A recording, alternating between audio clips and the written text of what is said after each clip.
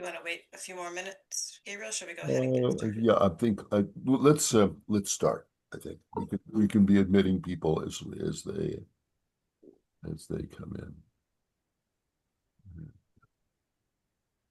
Well, welcome everyone, and Happy New Year. I'm Gabriel Meyer, the executive director of the Ruskin Art Club, Los Angeles' oldest arts association, now in its 138th year. Um, this is our inaugural event of the 2026 season, and we're all delighted that you could join us today. We're especially delighted to welcome Philip Hoare once again to launch our annual season of lectures, field trips, and exhibitions. This is becoming a tradition, one that we we love and approve. Of having Philip get us started in the year in such a remarkable way.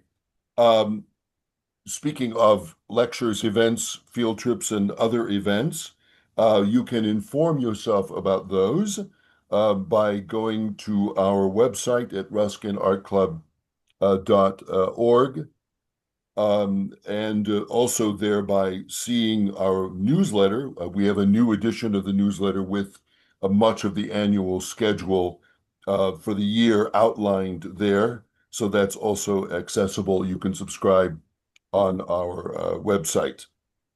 Um, Speaking of the new newsletter, there is a review there by one Sarah Atwood on a book by one Philip Hoare. And so you can avail yourself of that, and also a very interesting and longish essay on Ruskin's influence on Gaudí by Stephen Coffin. Um, 2026 is a Gaudí year.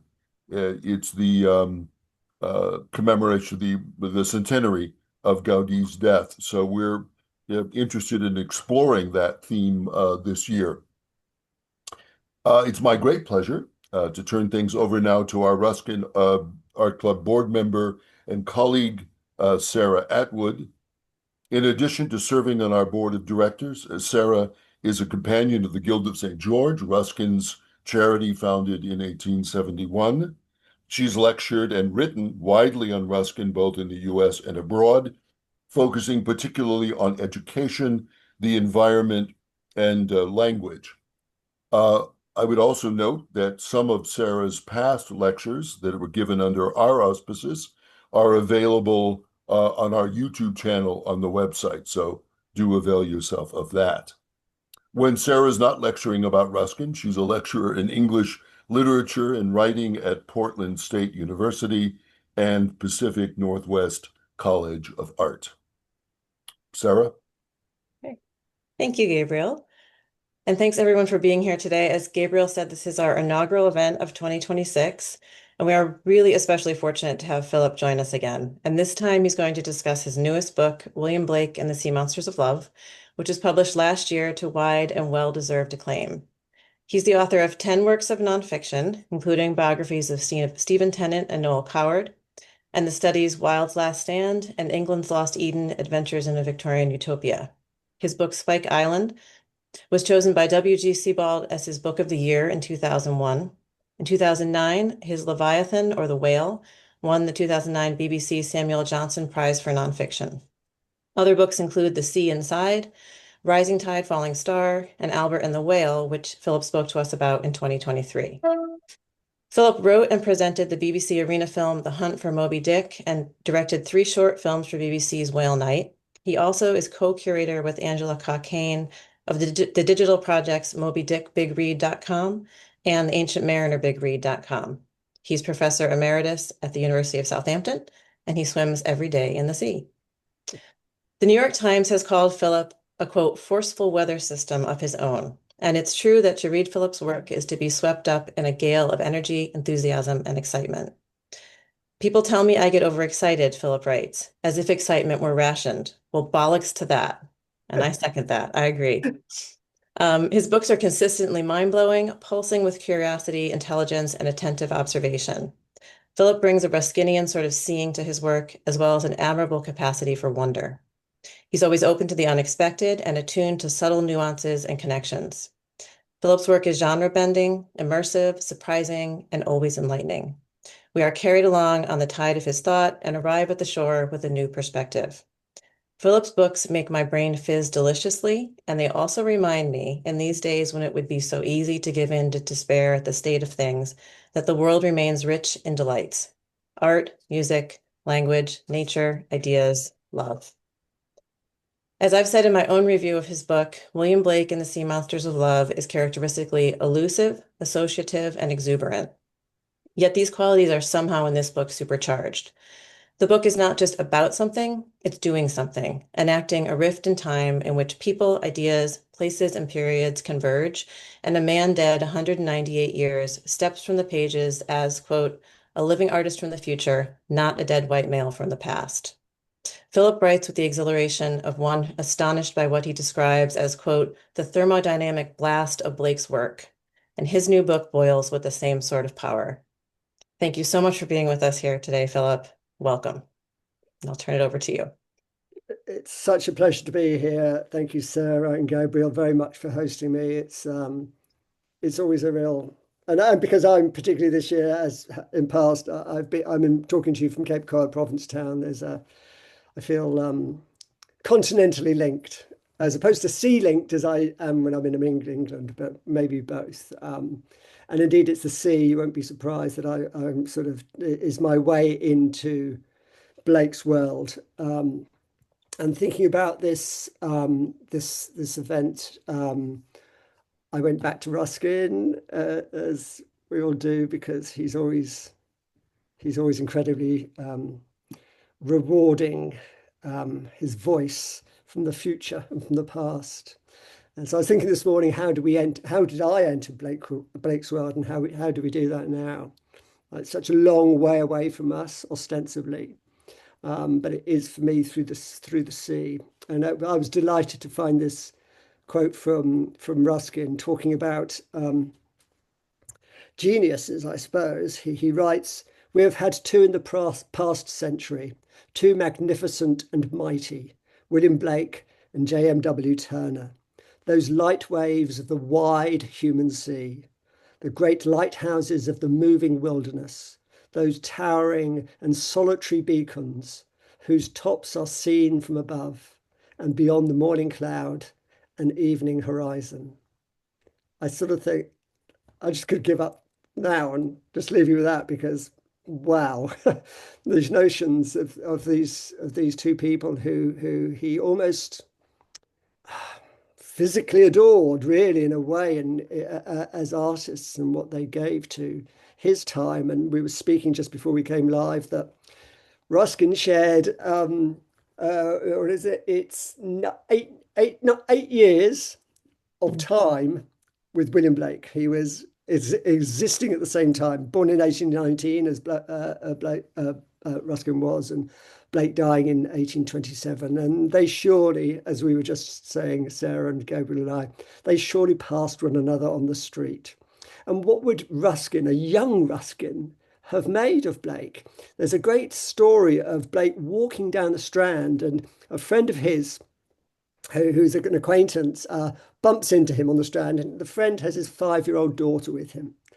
And the friend exchanges words with Blake, and the daughter must have these antennae because she knows there's something different about this. And she remembers all her life the piercing blue eyes, which of course Ruskin had too, Blake's piercing blue eyes. And after they've had this exchange, Blake walks off, and this girl says, "Daddy, who was that man?" And he says, "He sees ghosts. He sees ghosts." And it's almost as if Blake is a kind of Doctor Who figure, you know. He's slipping around time.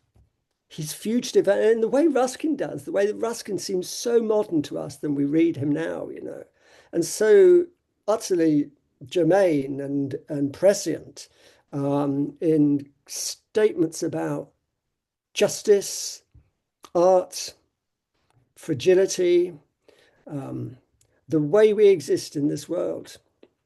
Um, and I think at the present moment in time, how we need those people, how we need art more than anything. So can we have the first slide, please, Sarah?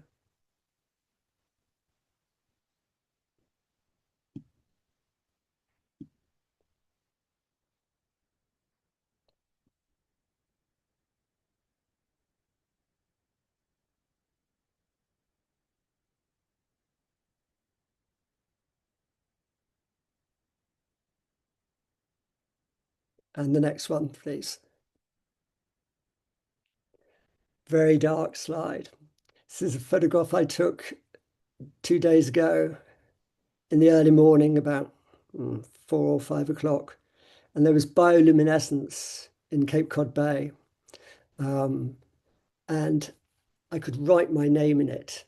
I'd been swimming and I could write my name in the sand, this bioluminescence. Um, and it just seemed to be a really evocative image of how the sea carries carries us in a way. I mean, where I'm speaking to you from is just a spit of land, spit of sand, held out into the Atlantic Ocean. And it made me think about the way the sea invades Blake's life. If you have the next slide, please, Sarah.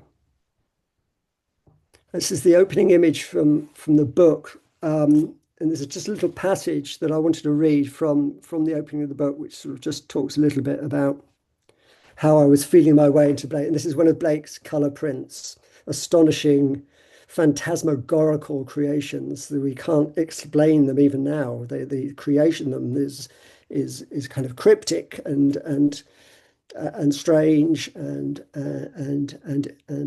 eerie. Adam lies sprawled on the shore. The rocks are washed green by the sea.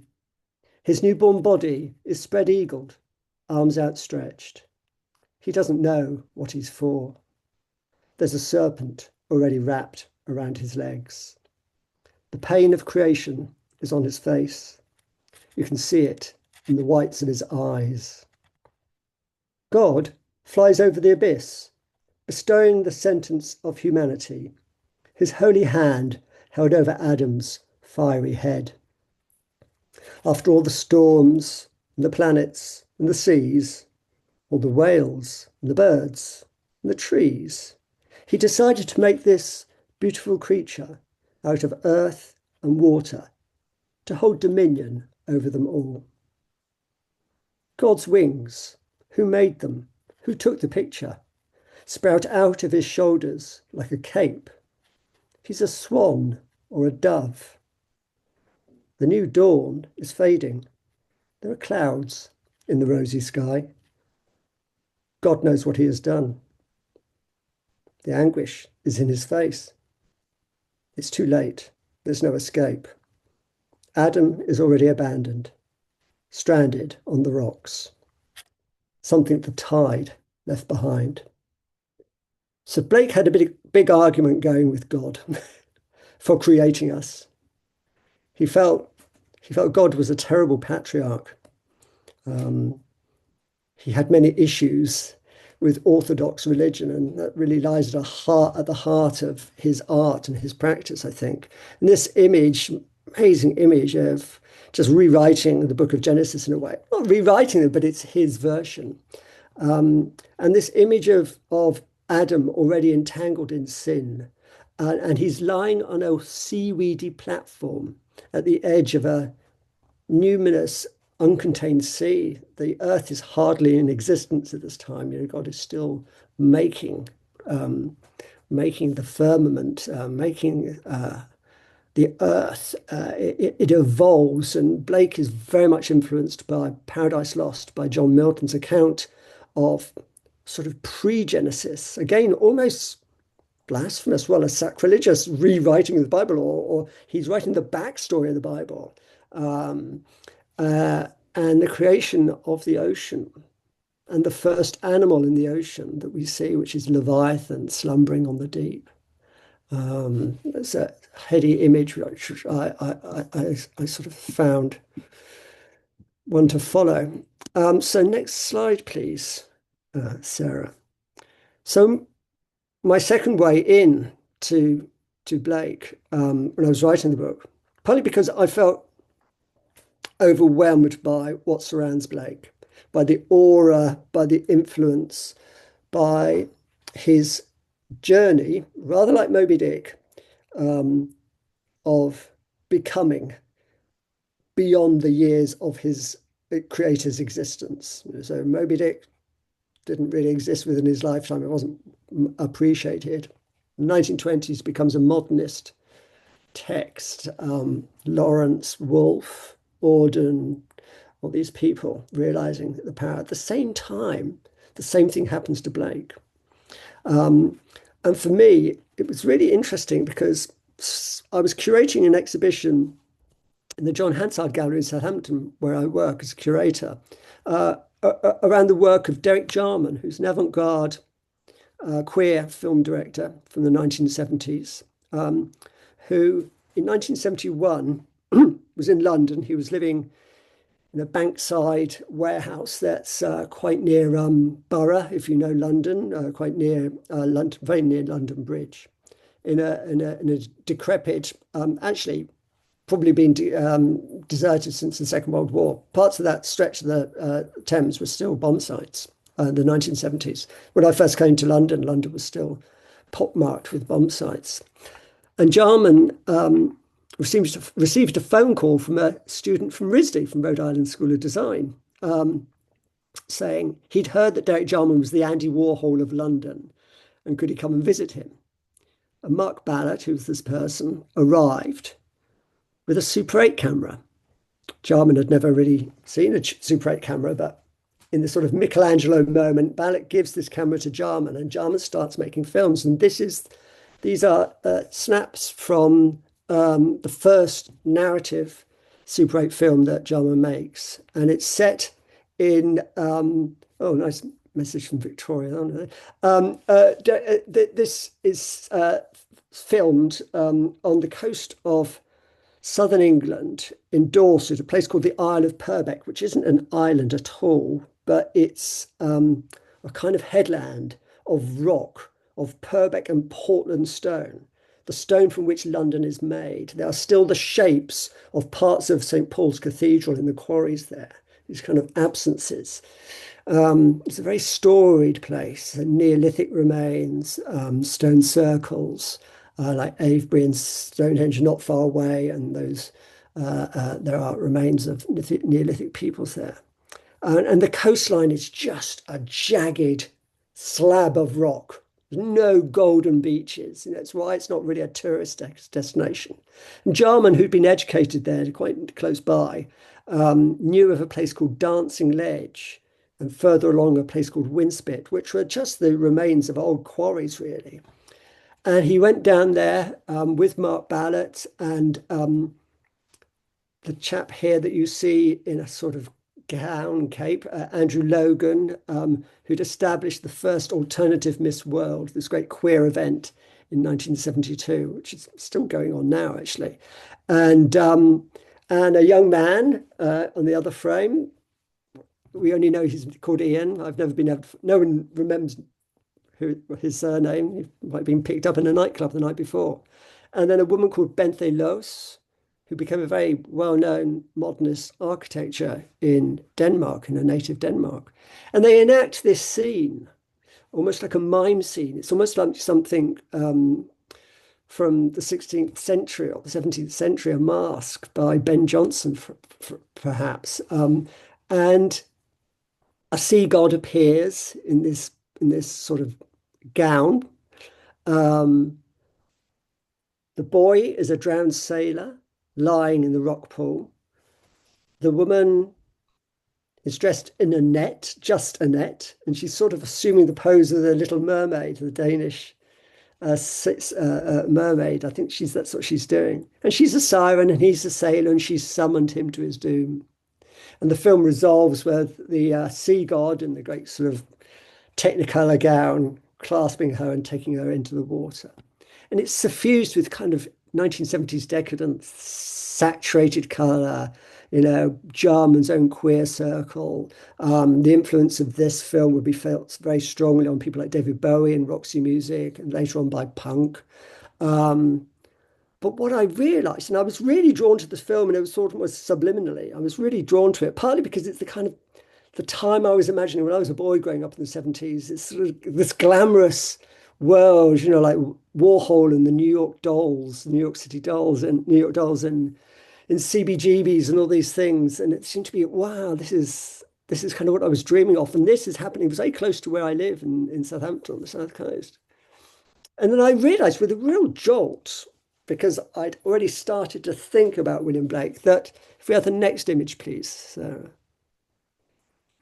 It's almost, in fact, it's directly based on images from Blake's work. This is a drawing from Dante by Blake, a late drawing by Blake, of this figure lying on a platform, the same seaweedy platform that you have Adam in that earlier image. It's this notion, this is what Jarman is doing, is evoking this person. What I find powerful about that is that Blake acquires new meanings with modernism from the 1920s, 30s, 40s, right through the 20th century, in both pop music, fine art, cinematography, film, and of course in literature. He's a huge influence on James Joyce, W.B. Yeats, Allen Ginsberg, William Burroughs. The Doors called themselves the Doors after a line about the doors of perception in Blake. And to the present day, people like Patti Smith. So my journey through Blake's world became almost through my own pop cultural world, my own art-aware world, as I went to London and became involved in the music scene and the art scene and became a writer. It was as though I was meeting him in the street, like Ruskin might have met him in the street. It's as though I was meeting. I lived almost underground in London from into the 1970s, 80s, and 90s. I was working in music and perpetually in nightclubs and gigs and things. Those same streets that Blake knew. When I walked into London, I walked over Blake's grave every day in Bunhill Fields. So I was almost imbued in his world, following in his footsteps. And I realized so many Londoners are.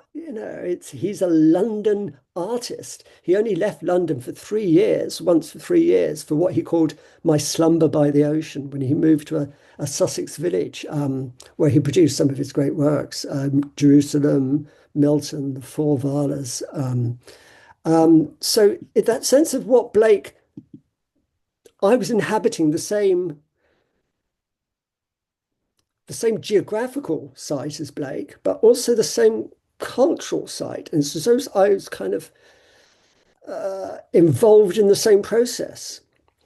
And then as I began to write and became more invested in the sea, and especially through Melville and Moby Dick, which is why I started coming to Provincetown, to New England, started looking at images such as the next one, please, Sarah, which is another one of these color prints. It's really, when you see these images, these works of art physically, it's incredibly moving. They're about a meter wide, no less. They're about that wide, not much bigger than this. They're about twice the size of this screen. I was lucky enough to see Newton, probably one of the most famous of the prints, along with Nebuchadnezzar, in Tate's archives, their stores in South London. And out of this building, which was like a furniture warehouse, like IKEA, or it's a very Adenine building, and you walk in, and there are 3 floors, most 2 floors underground, containing the greatest British works of art, that the UK holds really in a way. And out of a crate somewhere was brought this, and it was laid in front of me in the way that it was made. So I was looking at it the way it was made, not on a wall, but level, flat, on a desk. So the sense of kind of falling into something like this, a work which is three-dimensional. It's not really two-dimensional, it's three-dimensional. And such is the strangeness of the process of the work that it has a sculptural quality. It's almost gritty. So that what Blake is doing here is imagining a coral reef, which Newton, the great philosopher and scientist, is sitting on at the bottom of the ocean, the benthic depth of the ocean. And the reef he's sitting on is actually physically looks like a reef when you look at it. Blake could never have ever seen a coral reef, obviously. He could never have seen the animals that he's drawn there. Crinoids and corals, one of which actually is an illustration of a urinary stone that he drew for a medical encyclopedia, which is one of the clues to why Blake is so close to us and close to Ruskin in a way, is because, like Dürer, like Andy Warhol, he was a commercial artist. He's a trained commercial artist. That was the basis he worked from. So when you look at Blake's work, there's no distance between ourselves and the work. That goes. Um, the, the Blake believed in the bounding line, that everything he draws has an edge to it. He didn't like oil paint for that reason. He thought it was messy and blurry. He liked the bounding line, almost like a cartoon in a way. And again, that's a key to why Blake is so powerful to us, because the works, the reason why he made these color prints, he was trying to make paintings which could be reproduced. In a way, it was a failure because he only could produce two or three of them. It was just too complicated a technique. But there's a sense of this being an egalitarian work of art. And it's also a highly critical work of art because he is criticizing Newton's scientific pedantry down there, measuring out eternity with his compasses. As a PS, I have to say, I don't think Newton was that buff. And he's ignoring the natural beauty around him. And what Blake took issue with Newton was he said he's going to destroy the rainbow because he's going to describe it to us. He will analyze it, tell us all of this. When someone told Blake that the moon was so many thousand years away, miles away, he said, that's nonsense. I can go outside and touch it with my stick. Jacob Bronowski, great philosopher and writer, said that Blake saw what he imagined. He knew that these visions that he had of gods, Jesus Christ, and Muhammad, and John Milton, and angels in the trees of Dulwich, of Dulwich in London. He knew that people thought he was crazy. Some people thought at the time that he actually lived in Bedlam. John Ruskin very much acknowledges this reputation. Blake didn't really care, you know. He was experiencing his art so powerfully, so intuitively, that it became real. And what we must always remember with Blake is that he is working in partnership with his wife, Catherine. Nowadays, we would regard them as one artist, two people. She's colouring in these works. She's printing them with him. She's having the same visions. What do we do when the visions don't appear, Mrs. Blake? What do we do? We kneel and pray, Mr. Blake. We kneel and pray, she replied. And in a way, Catherine, like many women in art history, has been written out of art history in a sort of quite a misogynistic way, I think. And certainly at the time, no one would have given her any credence as an artist. She painted herself extraordinary, strange, expressionist looking images. They're in the Fitzwilliam Museum, only two survive.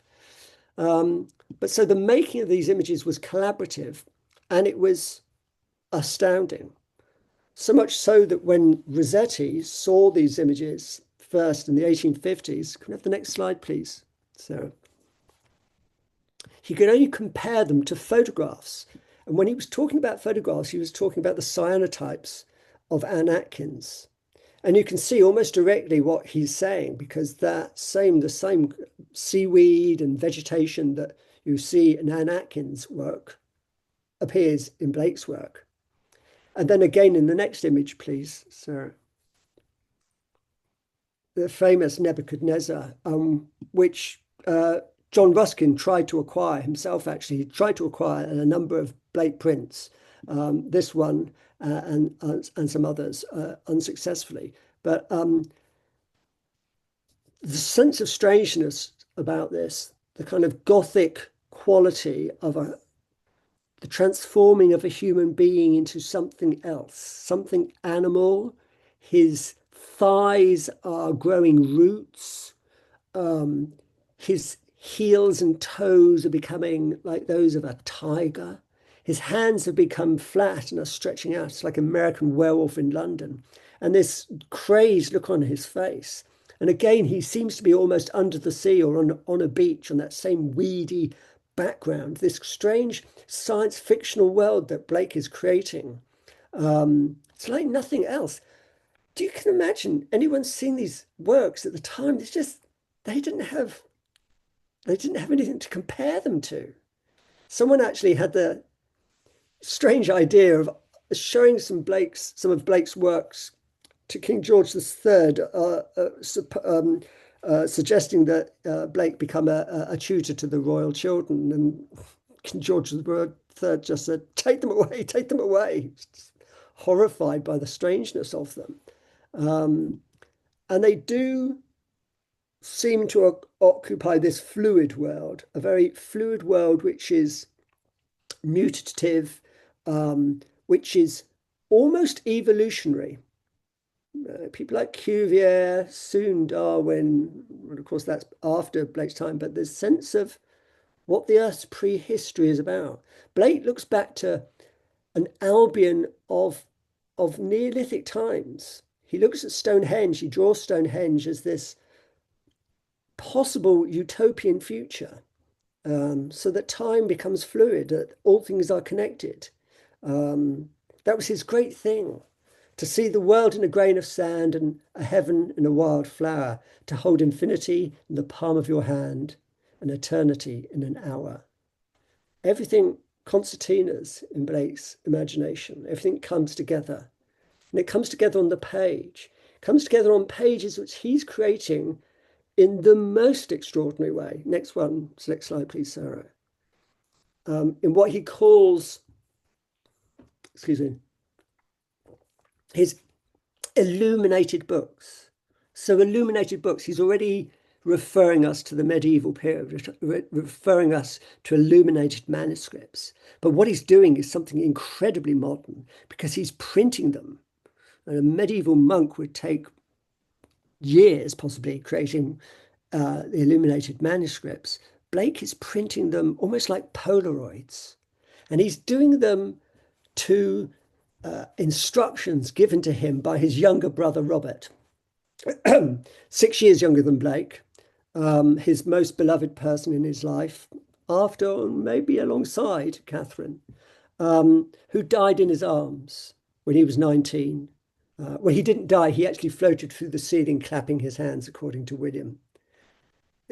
Every day, every hour, Blake claimed after that, he was in communication with Robert. And Robert gave him the instructions to make these images, to put images together with text on one page. They're like modern fanzines. They're like the internet, really. You know, the idea of having images and text on the same page being printed is very, very modern. Very modern, so modern that when he made about 15 series of books. He only ever sold a total of 61 copies. Now they're priceless. In fact, last month in London, plates from Blake's Songs of Innocence and Experience, one plate sold for £250,000, about $300,000, the record price for a Blake. And what do they consist of? This strange notion of these illustrations which start to become text. It's almost the same line. And remember, he's drawing the words in mirror image, because they have to be drawn on a plate with glue. In fact, he's drawing in glue on a plate to be etched. Um, so that sense of technical brilliance, almost a prestidigitation of art. It just wham, because they become one and the same. So we move from this eagle gnawing at the woman's breast through the text, winding down through, and he wrote as a literal stream of consciousness. We don't think he had notes. He was just writing this text. And then down to the bottom, where this slimy thing, the bottom of the slimy sea, and one of his few friends, writer friends, was Coleridge, is gnawing at another body wrapped about with a sea serpent. Um, there is Coleridge, Ancient Mariner. There is the Tempest. Those are pearls that were his eyes, and of his bones coral were made. Um, and maybe there's Melville's Billy Budd as well. We know that Melville, late in life, was really tuned into Blake too. And the sense of the sea flowing through Blake's imagination is really wonderful in this next image, please, Sarah, which is called the Sea of Time and Space. And here the trees are growing into angels, and then the roots are growing into the seabed and sea mermaids. And the sea is rising up and coming in, and the whole thing becomes one kind of vortex of multi-dimensionality. Again, you can fall into it. There's something quite Narnia-like, very Lord of the Ringsy about these things, you know. He is, of course, working at the same time that Mary Shelley starts to write Frankenstein. Great stories, Gothic stories of Horace Walpole and Monk Lewis are obviously an influence on his Gothic imagination, but he goes far further than that. And when he's making these images, he makes almost no money out of them. As I say, he's sold very few. He's sustained by a few loyal patrons, one of whom, Thomas Butts, buys a work of Blake's every week, almost as a kind of sinecure. And it's only because those people collected those works that Blake exists as an artist to us now, that he has survived. So much of the work just perished. And towards the end of his life, because he'd lived pretty much in worsening circumstances financially, he's reduced to a house off the Strand. Next slide, please, Sarah. Oh, sorry. All right, no, we're there. Sorry. Yeah, no, that's right. So sorry, I jumped on for one too many.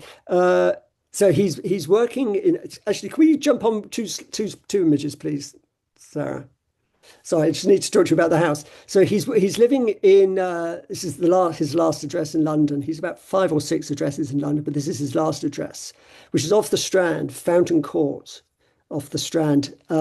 Actually, the site now of the Savoy Hotel, which anyone who's been to London would probably have seen.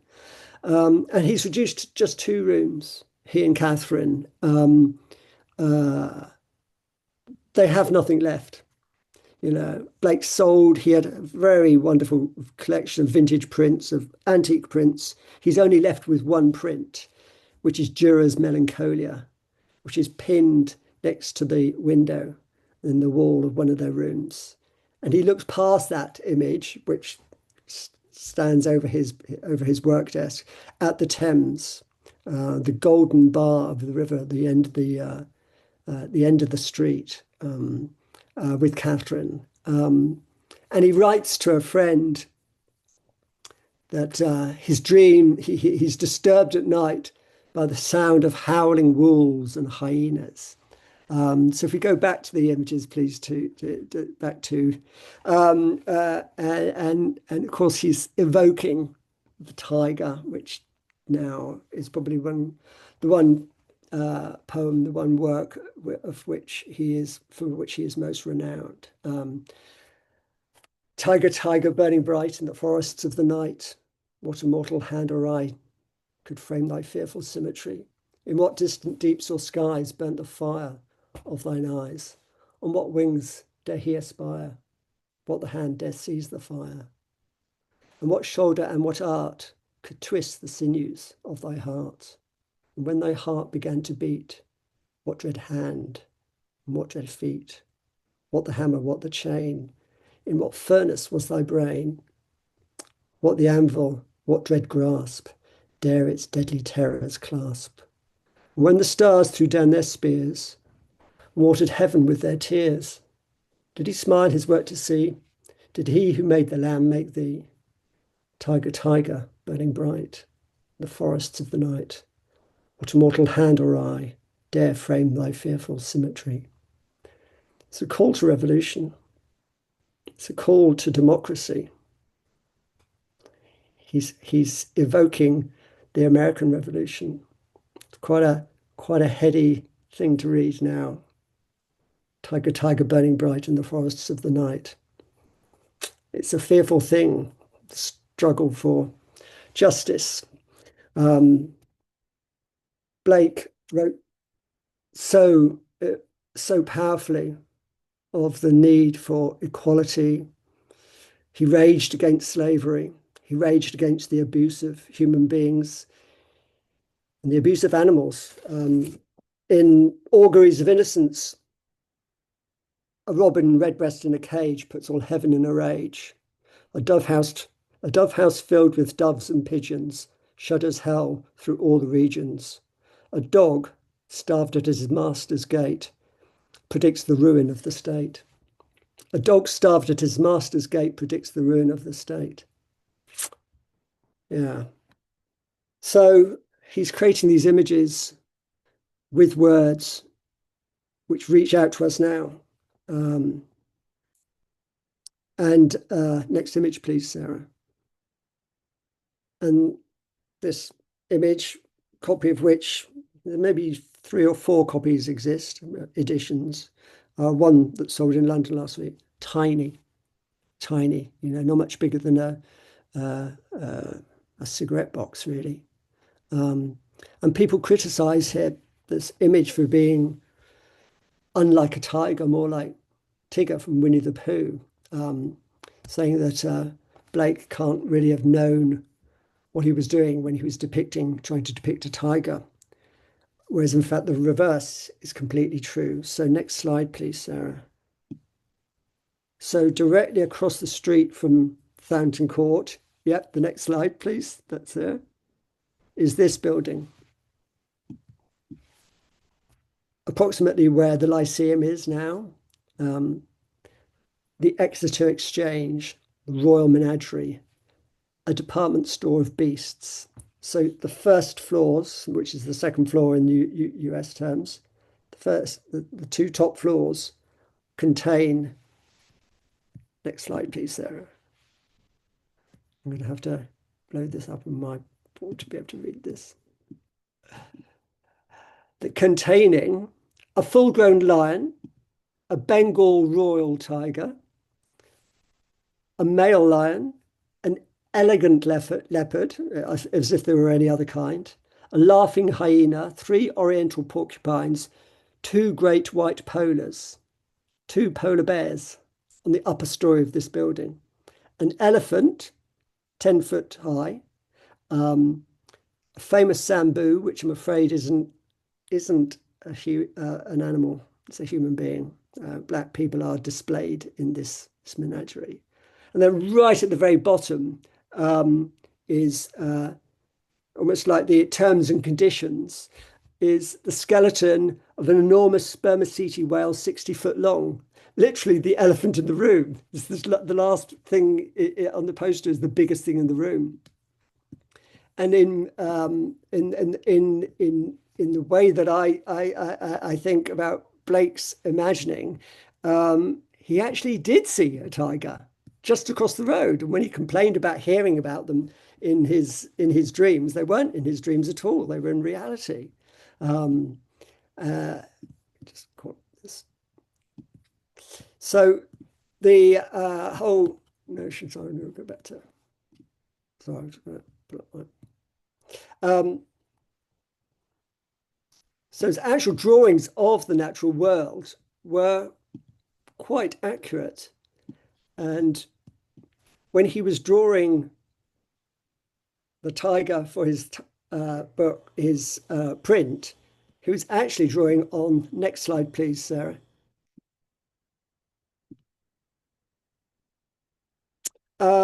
Real sketches of the tigers from the menagerie across the road.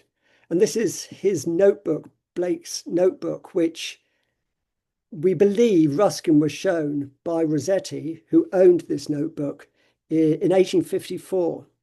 And these are almost like hokusai, beautiful pen and ink sketches of tigers. And this book, which I saw in the British Library, it took a great deal to get to see this book. It's very carefully guarded, as you can imagine.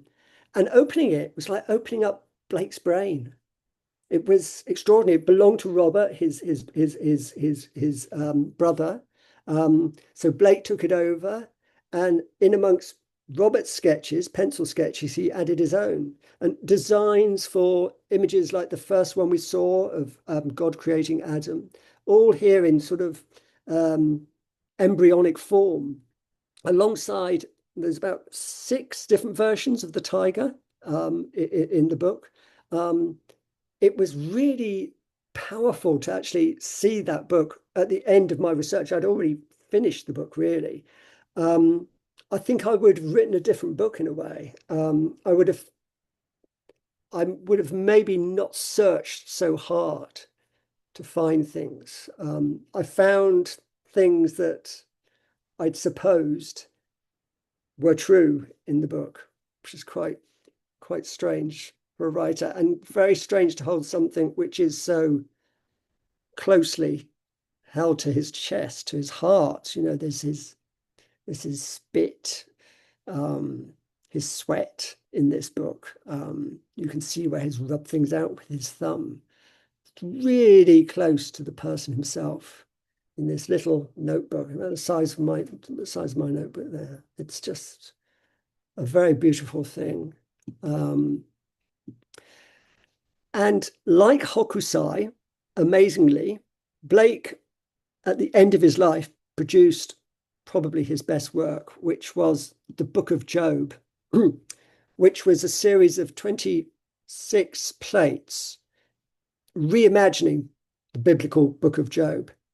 But rather like Dürer, of whom Erasmus said, he does in black and white what other artists can only do in colour. Blake created these black and white prints, which are rather like, do have a very Eastern feel to them. Next slide, please. This is an edition which was coloured in later on by one of his patrons, the artist John Linnell. The original is in black and white. And the starkness of the black and white, the depth, the blackness of the ink, the way that he creates these quite Eastern looking images. This doesn't look English. And he set Leviathan and the Behemoth, which are obviously mentioned in the Bible, but also in Milton's Paradise Lost. And also, I think that elephant stroke hippopotamus is also Dürer's rhinoceros. The way it fits, it's squeezed into the tightness of the image. And the sea serpent itself, I think the sea serpent he's drawing is the whale that he saw across the road. I think because if you see the skeleton of a sperm whale, you see a great big toothed head and then a long spine with ribs, but no legs, obviously. So if you've never seen a whale, rather like Melville said the same thing, you can never imagine the whale's reality from its skeletal remains. You might imagine them to be a sea serpent.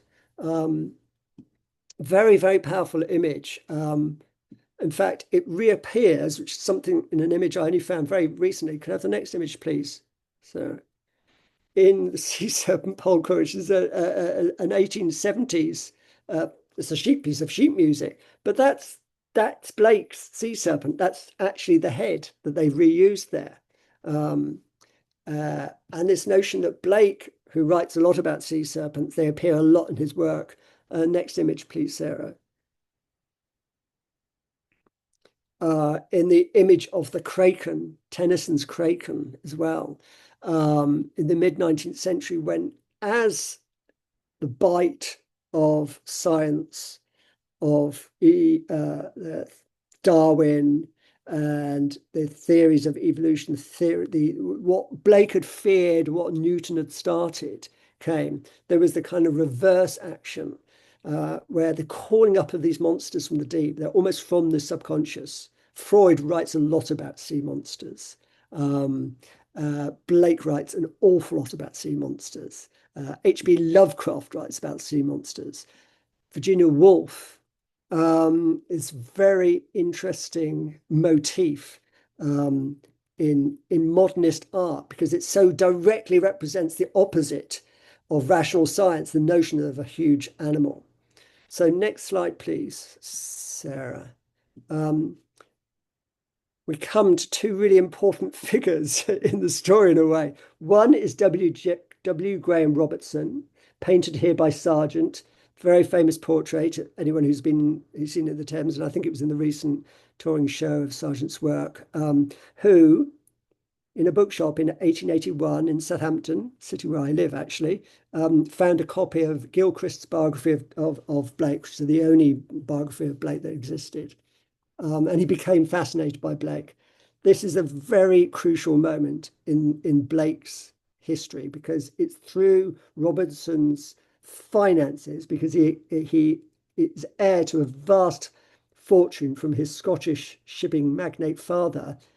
He spends all his money on acquiring Blake's works. Blake's works are rotting away in attics. He's really not, I mean, there was a mid-19th century appreciation of him via Ruskin, via the Rossettis, but he's really, really not part of the canon. And Robertson buys this painting by Blake's Ghost of a Flea, for 15 guineas. And it's his first Blake work. He then goes on to buy almost all of the colour prints of Blake's on exhibition now, certainly in the Tate and in the Fitzwilliam Museum in Cambridge, and many more works, and makes them available for loan free of charge, for reproduction free of charge. He's really the person who saves Blake, and it's kind of strangely saves Blake through the only ghost Blake saw. Blake saw many visions, but this is the only ghost he saw.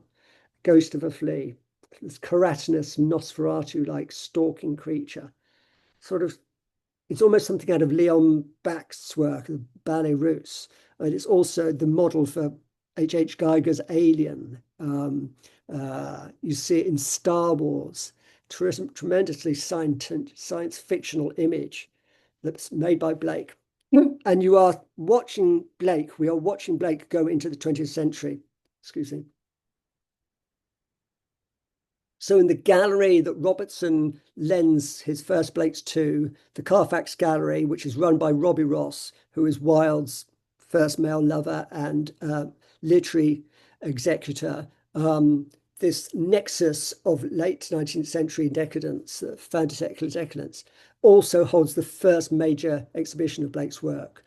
And it's there a young Paul Nash, to become one of Britain's greatest interwar artists or 20th century artists. Next image, please, Sarah.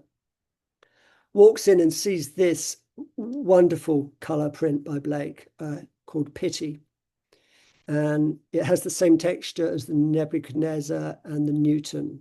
It's full of Gothic drama, psychodrama almost, this supine woman from whom a child is sort of floating into the arms of these two maidens riding on blinded horses through the air. And I think this speaks to maybe a personal episode in the Blake's history, that they didn't have children, but that maybe there was a stillbirth. So it's a very powerful image from that point of view. but also from Nash's point of view, he using his first camera, rather like Jarman using his first movie camera in Dorset. Nash is in the Oxfordshire countryside and takes his first photographs with the camera. And he photographs, next please, slide please, Sarah. He photographs a lightning struck tree, but he calls it Blake's piteous blinded horse. It's fallen to earth. And so Blake really starts to become the generating power behind surrealism and modernism. So next image, please, Sarah. When we have these wonderful sort of Rhine maidens, sirens, mer women, sort of becoming trees, becoming roots, becoming stars, becoming text, and then turning into something else watery. We have the next slide, please, Sarah. The artist Eileen Agar, who at this time, Brazilian stroke Scottish artist, modernist artist, surrealist, turns herself into a Blakean body with a cellophane caul, like an amniotic caul, painted with seahorses and starfish. She actually becomes like a piece of bioluminescent plankton herself. And this sense of the physical enactment of Blake continues through the centuries. So the next image, please, Sarah. Roland Penrose, the founder of the ICA, the International Contemporary Art Gallery in London, also the great surrealist, his wife is Lee Miller, creates this image which is the sea monster salutes with love. I found this in Cornwall, in Falmouth in Cornwall 3 months ago in the museum, long after my book had come out. It's strange how I had the sea monster salutes with love. It's very close to the title of my book. I was quite discombobulated to see that. And then on through the 20th century, to the next image, please, Sarah, to this, which is a life mask of Blake, not a death mask. So this is the nearest thing to a photograph of Blake that we have. And you might guess who the artist who is who has interacted with this image, from the splash of pink on the cheek. Next image, please, Sarah. Is that belonged to Francis Bacon, and that's from his studio in the Hugh Lane Gallery in Dublin, where the whole of his studio after Bacon's death was taken to Dublin and re-erected in the gallery there. And Bacon's ectoplasmic image of Blake, the living Blake, but almost the dead Blake as well, the sort of moving through sort of liminal areas, a very beautiful image. And then the last image, really, I wanted to show you, which is Blake, how he saw himself, and Blake, how he was seen by his wife. This is him at the age of 26, drawn by Catherine. It probably was drawn long after the fact, but this is how she saw her young husband. Fiery red hair, almost born up in the updraft of something, bright blue eyes, a really striking image of someone who certainly Yeats believed to be Irish in descent. James Joyce wrote Ulysses, taking William and Catherine Blake as the model for Leopold and Molly Bloom.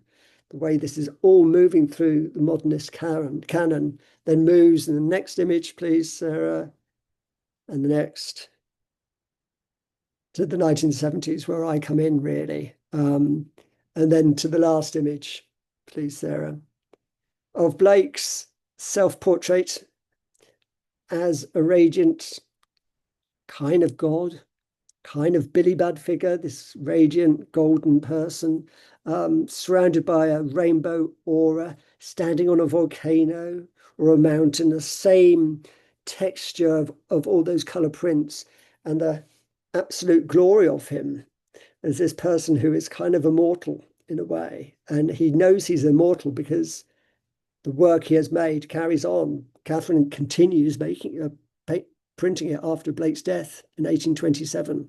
Um, and it brings us to the present day. And I'll stop there. Thank you.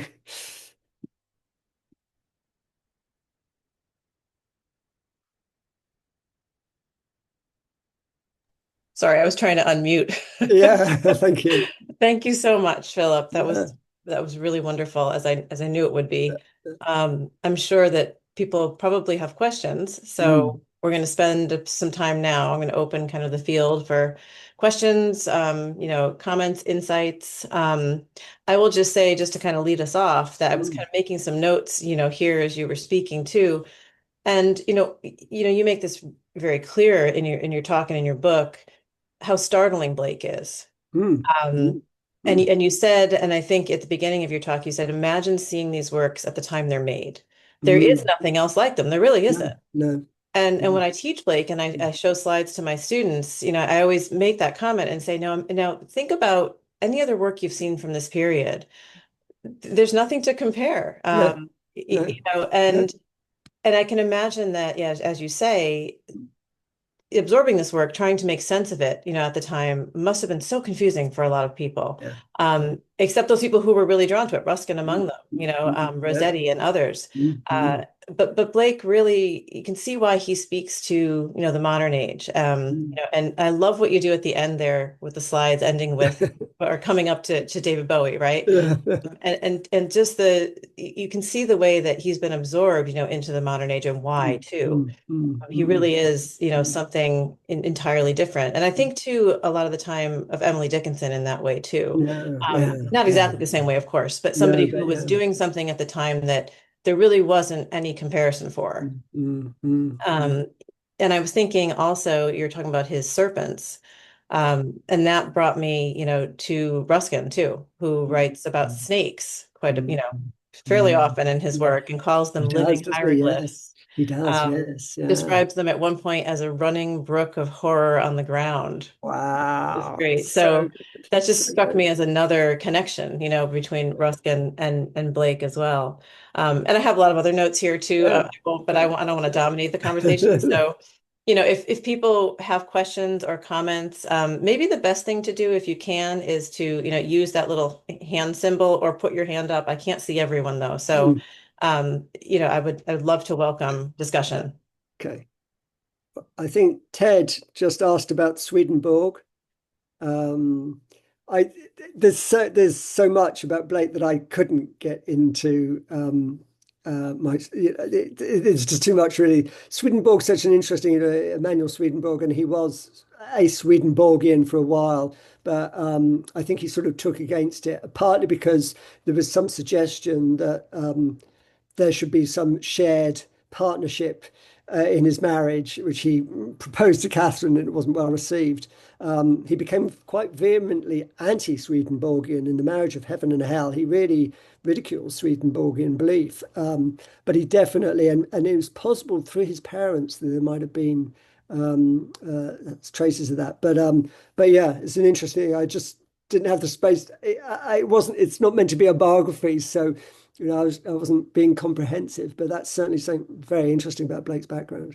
It's a non-conformist, but more extreme than that, obviously.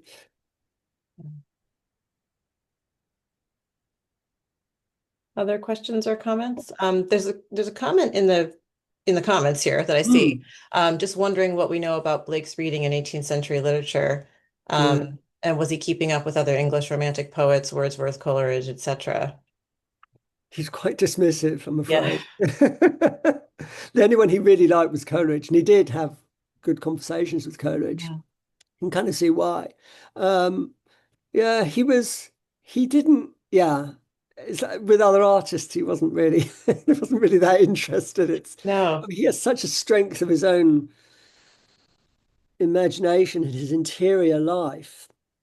There wasn't really room for other artists, Well, really. I you don't mentioned think, Walpole. You mentioned Walpole. So I'm Yeah. wondering if maybe he had read Castle of Oh, Otranto. I think he read them. He definitely read their Gothic romances. I think he must have read Frankenstein, published in 1819, wasn't it? Or 1819. So he must have read them. Yeah, I mean, I think everyone did read them. In fact, one of the images, one of the two images by Catherine Blake that exist is an image from the castle, not the Castle of Otranto, the monk, Monk Lewis's, Matthew Lewis's The Monk. And she painted an image of Agnes, the woman in sequestered in a nunnery in Lewis's book. So they definitely read them, yeah. And of course, he knew Mary Wollstonecraft, so he must have known Mary Shelley. So yeah. And of course, the new Frankenstein movie owes a lot to I I wanted to bring that up.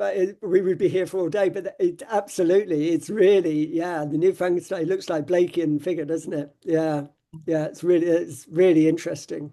Um, yeah, it's so much science fiction where Blake is anyway, and horror too, like the Ghost of a Flea and things. It's really, yeah, he's, yeah. It's a good point.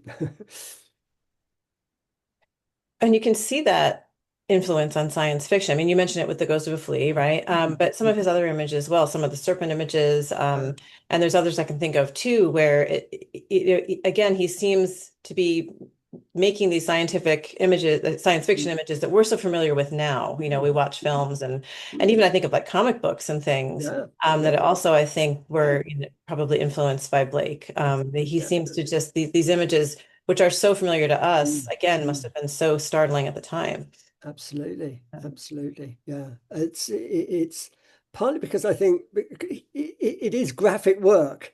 He is Yeah, like graphic novels. That's what they are like, really, the bounding line. It's just that, so the translation is very easy. It yeah, doesn't look archaic. It doesn't look like, like a Crookshank, right. cartoon. It looks so modern, So yeah, yeah. Yeah, and that blending of image and text too, of course. Yeah, Very much so. yeah. Very much so. It's so modern, He's putting a lot of images out there and a lot Hmm. of text too, as well, And the text is very science fictional, very Hmm. science fictional. In the way that John Milton's Paradise Lost is a huge influence, on science fiction. Blade Runner and lots of things are Hmm. drawn from. Yeah, yeah, it's really powerful. I thought someone had a hand up. Go ahead. I don't. There's lots of comments. Um, Oh Hi, yes, thank you so much. That was a uh, terrific lecture. I thank you, enjoyed every moment of it. thank you. And I was wondering, in terms of Blake's poetry, do you see any Mm, connection between, say, a Blakean vision mm. and poets that you know of in, say, the current era? Yeah, I mean, yes. I mean, I'm not that well up with really contemporary poets. I mean, I read them, but certainly in the 20th century, he's really there. I mean, ever Stephen Spender, Auden, Gerald Manley Hopkins. Mm. Gerald Manley Hopkins, I mean, he's not a modern poet, but he's someone who is modern, actually. I think, like Blake, he is modern, um, because of the kind of freedom that Blake has. He's not restricted, because he's an autodidact. He didn't go to university. The way he experiences the world is the way we experience the world, really, in a way, in a very intuitive, emotional way. He doesn't shy away from being emotional about things, and his emotion is very. It's the same values as us. That line about a dog starved at his master's gate. And it stands now, really. So yeah, I think you do see him very many modern poets. Somebody just put on the chat that Ginsberg's Howl Oh was yeah, inspired by Blake. Do you see totally. that? Yeah, totally. Well, Ginsberg was complete fanboy of Blake. I mean, really, very, very much. Patti Smith now, William Burroughs. But yeah, I think one of the most interesting ones for me is Joyce, because I don't think that's really, he's given his credit. Blake is really present in Ulysses and really present in Finnegan's Wake. There are entire scenes of Blake reenacted in those books. And they're not modern now, but they are modernist works. But yeah, it's he's really there. Thank you. Thank you. Someone mentioned 60s psychedelic rock and roll posters too. Yeah, Yeah. totally, totally. Yeah, the Grateful Dead. You wouldn't have them Hmm. without William Oh, Blake. yeah. Yeah, no, very much so. But also, he's really there in punk music. Lots of people inspired by Blake there because he's so anarchistic. He's so, he's so uh, sensate. He's so everything is like it's full on. Hmm. Nothing is held back. It's like his art, nothing is held back. There's no, it's not academic. It's not there for academic study. It's Right. almost impossible to see him, and it's very difficult to talk about him in academic terms because he's so unfettered. And I mean, his writing, a lot of his writing didn't really make sense. It is like Finnegan's Wake in a way. It's just like words. You kind of look at it really rather than read it. It's like Eliot says, you don't necessarily need to understand the sense of a poem to appreciate it. Right. It's sensory, he's so sensory. Um, yeah. And at the same time, he has no time for, hypocrisy, right? I mean, No, he's writing against what he sees at the time as the hypocrisy of the state and of the church and all of absolutely. those. So I think that's, that Absolutely. resonates with us, especially today, as Absolutely. well. Yeah. Yeah, because the whole point, one of the reasons for putting the images and text on the pages, he couldn't print those with a commercial printer because they were anti-monarchical, they were anti-government, they were anti-slavery, they were seditious texts. Hmm. So a commercial printer couldn't print them, so he had to print them for himself. They were like samazdats, there's like they are like zines in a way. He couldn't have that commercially printed. Yeah, and yet he was wanting to reach people like Ruskin, like Fors Clavigeria. It's like the same impulse to like reach Yeah. through, through the barrier of whatever the medium is, Hmm. to just be there and say this and show this. It's like showing it's and the reason why things look quite bizarre is because he's trying to shock you.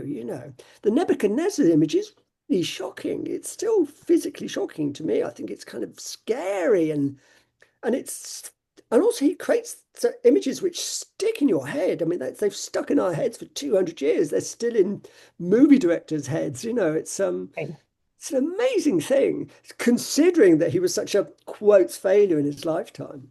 It's like Moby Dick, the greatest American novel of the 19th century, I would say. Mhm. That didn't exist in the 19th century hardly.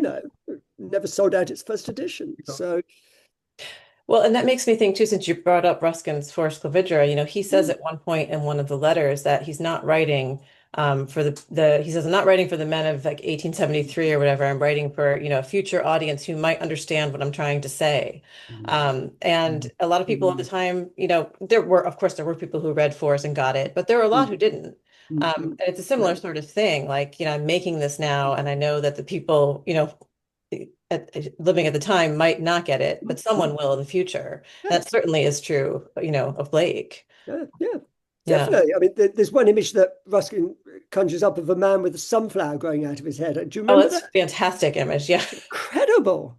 I A mean, man it's in a cupboard with a incredible. sunflower growing out of his head. Yeah, Yeah. And just that image, no one's ever traced, what no. put Where that does it? on, where it came No, from, if it's in reference to yeah, anything. I've even yeah. done some hunting on my own. Have you? It Yeah. is such a really amazing image, and it's who knows, but it stays with you. Yeah. Yeah, and the same with Blake.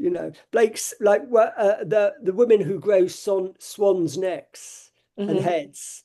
That sense of yeah. He's creating new. They're creating new mythologies in a way for, Yeah. especially because both of Ruskin and Blake are fighting against the industrial state, Hmm. against its remorseless progress. They can see Blake sees what's happening back in the 1790s, Yeah. Ruskin obviously in the mid 19th century, and they're both fighting a kind of rearguard action, really, which turns out not to be a rearguard action because we're still fighting it now. So, Right. And they both get called mad. And yeah, the madness is really in the state and the absolutely, consumerism and the capitalism and all of that. Yeah, that's the madness. absolutely, Yeah. yeah, yeah, yeah, yeah. So we've got some more hands up. Yes. Stuart. Yes, hi. Well, Hi, Stuart. yeah, thank you ever Thank so you much. for the books, by the way. Oh, absolutely, my pleasure indeed. Uh, Khalil Gibran, the author of The Prophet, it's in the chat. I just thought not everybody sees the chat, but Khalil right. Gibran was enormously influenced by Blake and Mm, studied in Paris and as an mm, artist, and then mm, illustrated his own books and his own books of mm, poetry, very mm, much like mm, Blake. But then mm. again, also Leonard Baskin.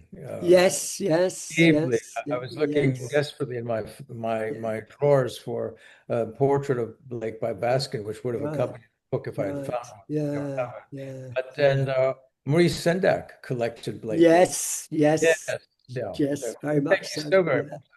This is yeah, yeah. wonderful. No, yeah. No, Sendak's really interesting, isn't he? Yeah, yeah. Of course, Sendak and Melville as well, which is quite interesting. It's, these things come together, don't they? Yeah. Don't they just, yeah. Where the wild are. Where the wild things are. Yeah, yeah, yeah. That's so Blake. It's such a Blakean title, isn't it? It could be a Blake title. In fact, that's what that kind of defines Blake, doesn't it? Really, where the wild things are. Yeah. Thank you very much. Someone in the chat mentioned Alan Moore's Angel Passing. It's a spoken word piece. Oh, I'm not familiar with that, but other people nor may I. be. A Yeah. spoken word piece with music. Ah, no, It's no. That sounds amazing. interesting. Is it? Yeah. It's worth Yeah. checking out. Ellen Moore.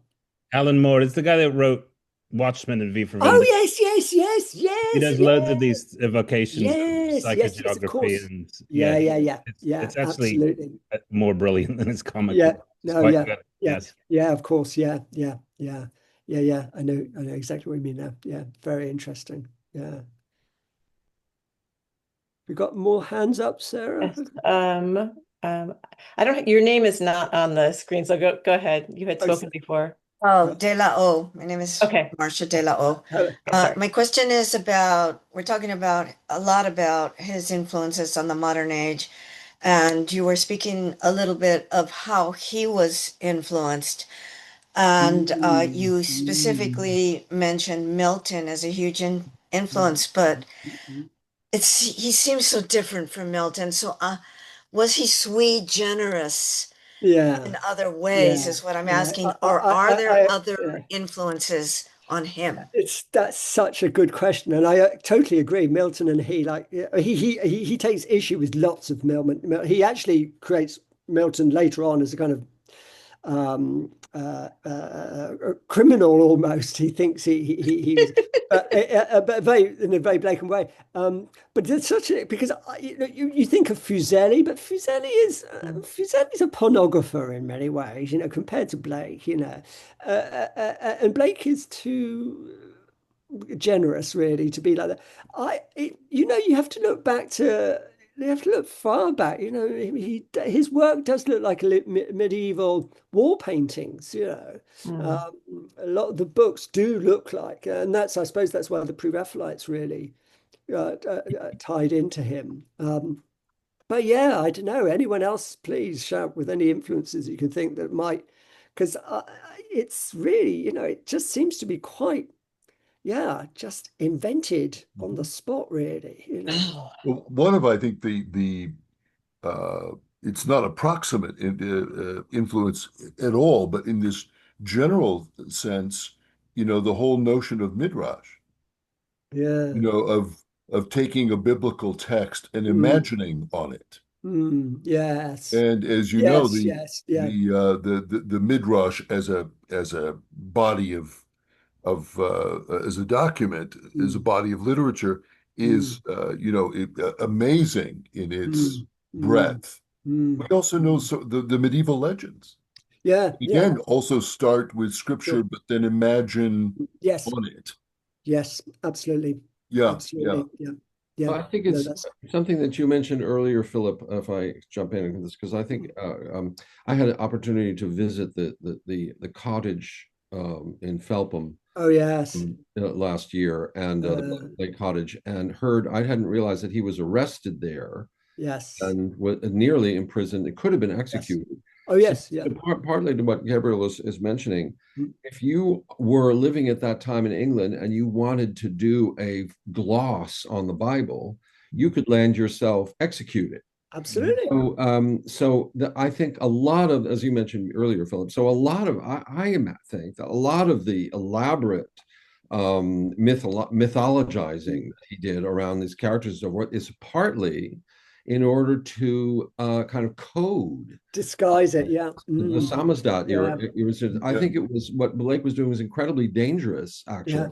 It was. It was. Yeah, and a friend of mine has written has a book about his potential interactions with Tom Paine. So he may Yeah. also have been directly politically Yeah. active too, in a Yeah. way that. Yeah. Yeah. Mhm. And Yeah. you mentioned Mary Wollstonecraft and stuff like that. So, Yes. especially for Godwin. this era for Americans right now, where Mm, censorship is coming down hugely, there's a mm, lot of interesting mm, stuff to think mm. about with the bravery of Yeah. artists like Blake. Oh, oh, absolutely. Absolutely. Absolutely. Yeah. I mean, he wore the red beret of, this the of liberty in the street.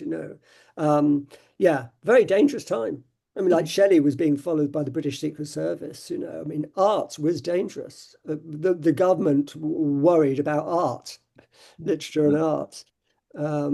So yeah, yeah, he We had think of to. the fate of Oscar Wilde's Salome, Yeah, yeah, very Mhm. having interesting. to be Yeah. done in French. Yeah, Yeah, yeah. yeah, Yeah. yeah, absolutely. That's very interesting, isn't it? Yeah, still Mhm. even at the end of the 19th century. Yeah. Mhm. Well, and Yes. writers and artists were being imprisoned at the time too, right? I mean, was it Lee Hunt who was in prison for quite a Yes. bit? Yeah, Yeah. Yes. Yeah. yeah, Yeah. Yeah. Yeah. And if not in prison, like John Clare was sent to asylums, right. Right, Mhm. right.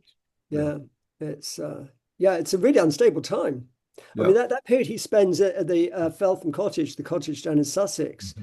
it's because he's leaving London because he feels claustrophobic. And I think, as our friend says, the under threat.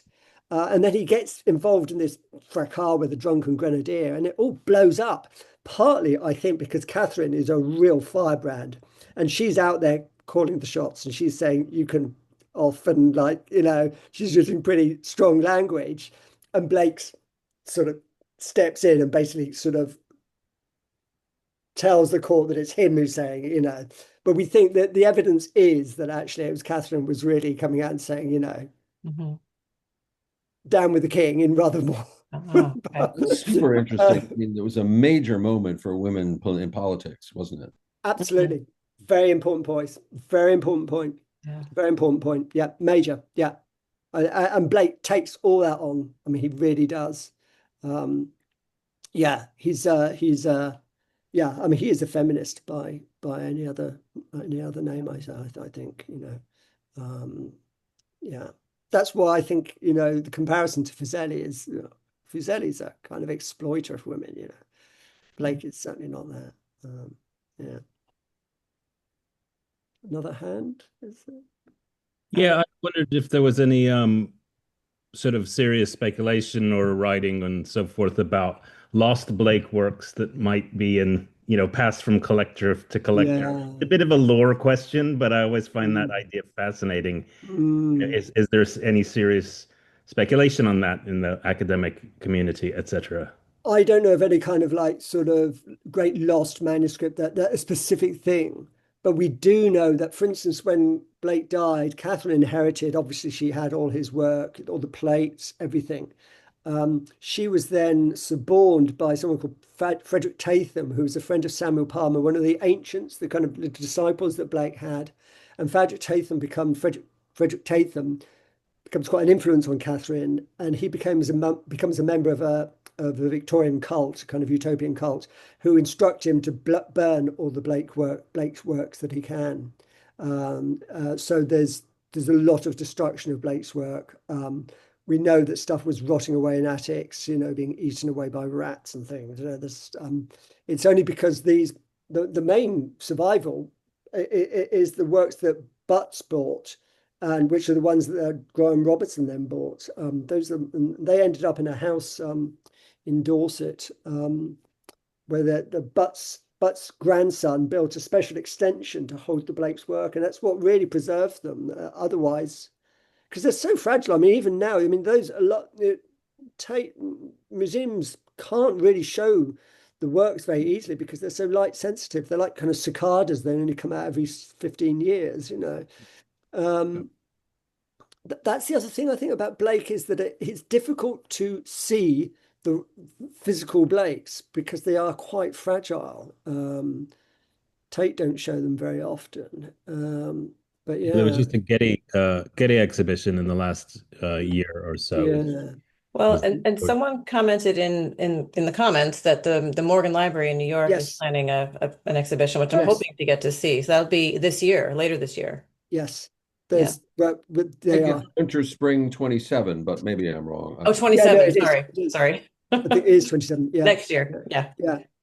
And Nathan's talking about the Blake Society, which is a great, if anyone's interested, the Blake Society, really good.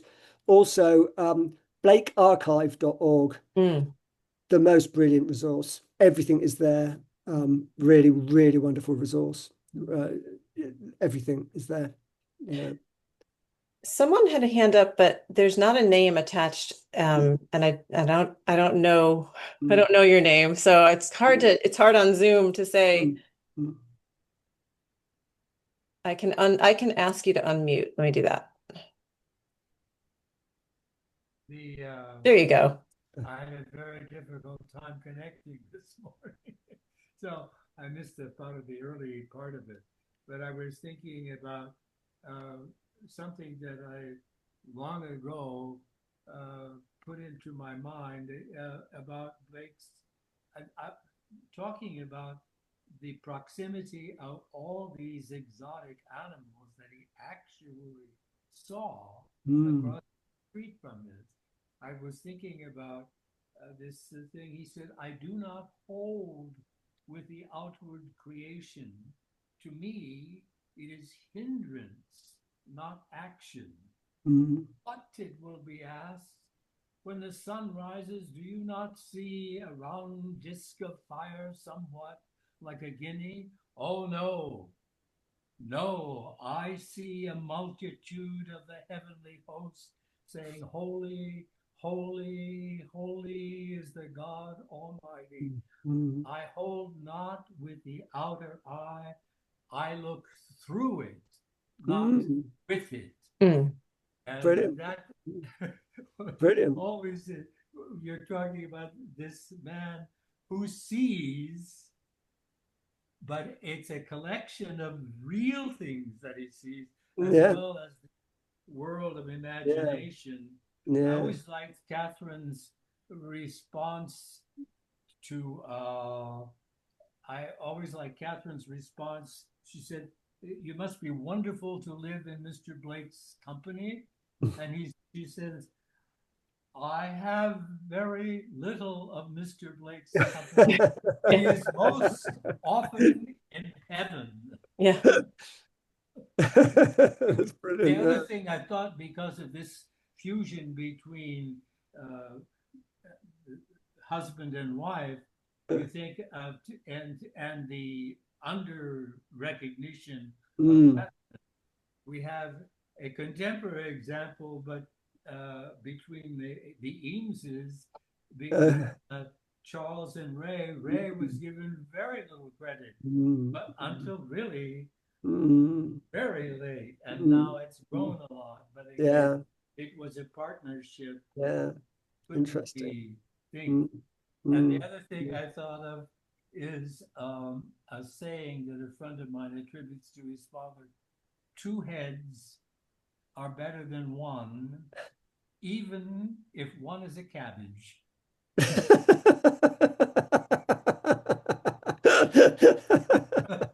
Because we bounce, when we talk to someone, we bounce ideas off of them. And in the fact of bouncing the ideas off of them, we objectify our own thought. So the action of close intimacy over decades is Yeah. such a fruitful thing. Yeah. I think you really feel that in Blake's work when you start to think about Catherine there, Yes. sort of rolling up her sleeves and just, and then when you see what I didn't realize when I looked at the works in the Fitzwilliam and Tate, a lot of the books they gold. There's a lot of gold highlighting, gold filigree. So just gold. It's gold paint, in fact. Um, yeah, her spirit comes through. I think when you start to key into that, I didn't she's realize that she had done so much of the coloring. yeah, and continued doing it after he died. Mhm. Because she was talking to William, so obviously in the afterlife, and William would be still like curating the work, say, look, that person likes this kind of thing, make it a bit more for that. And they would tailor the prints for specific customers. Oh, okay. It's just really great. They know someone liked a lot of bright whatever, and that one's like that. It's I mean, it's lovely if you look at Ulysses and the portrait of Molly and Leopold Bloom, the famous scene where they're in bed and then they get out and he's cooking kidneys for her or something for breakfast. And there's a little drawing in Blake's black book of him and his wife in bed, and he's getting out. He's still lying in bed. She's getting up and she's rolling up her stockings. It's such a beautiful intimacy. I really love Catherine. I wish. Illuminating that. That's Yeah. well, that's a lovely, lovely way to end our time today.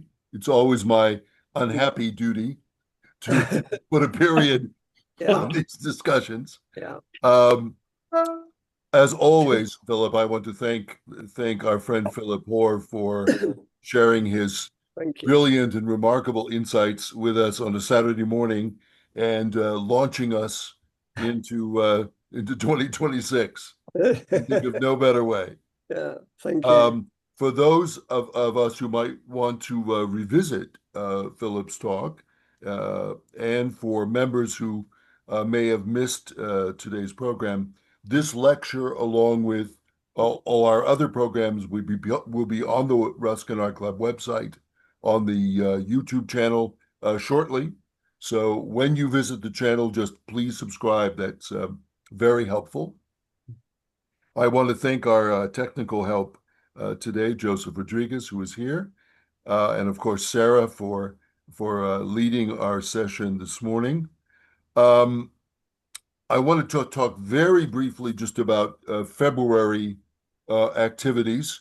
They begin with a birthday party. Don't miss it.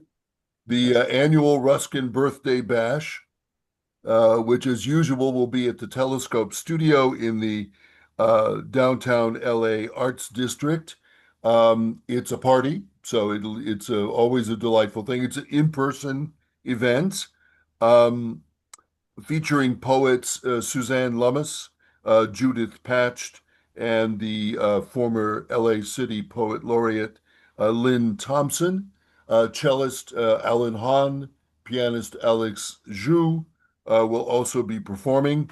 We will, of course, have the annual toast to Mr. Ruskin on his 207th birthday.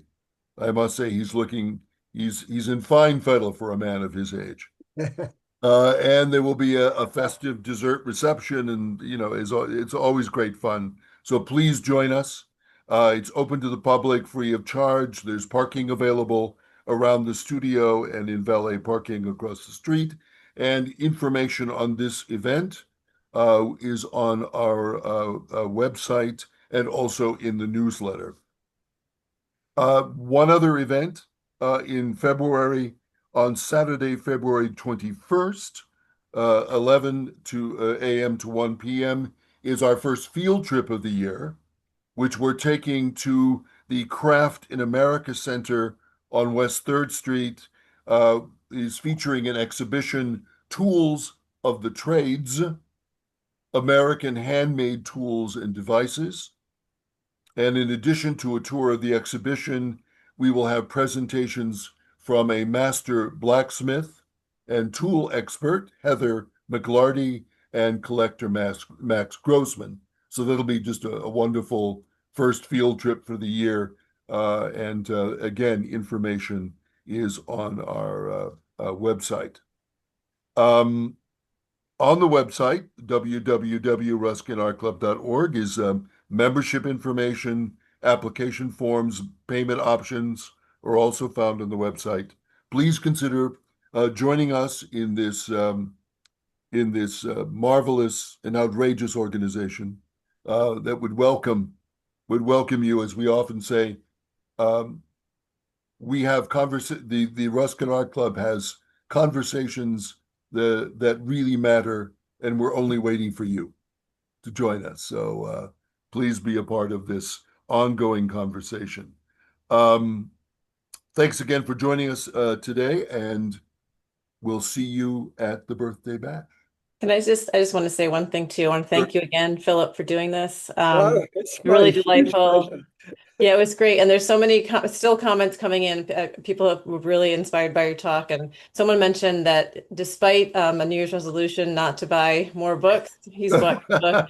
So I did want to say, if you were interested in this conversation and this discussion, there's even more in Philip's book. And so, I really encourage you to read it. I think you will find it just as fascinating as I have. So again, delightful to have you. Thank you so much as always. And thank all of you for coming today and spending time with us on this Saturday morning. It was really great. Thank you, Sarah. Thank you, everyone, very, very, very much. Thank you, Philip. Such a lovely thing to do. Terrific. Thank you. Thank you, everybody. All right. Bye. Bye-bye. Bye.